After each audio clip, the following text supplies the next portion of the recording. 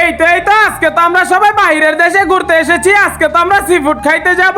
আরে ওয়াও, এই জায়গাটা তো অনেক সুন্দর। আমরা তো এখানে নৌকা দিয়ে ভ্রমণ করতেছি।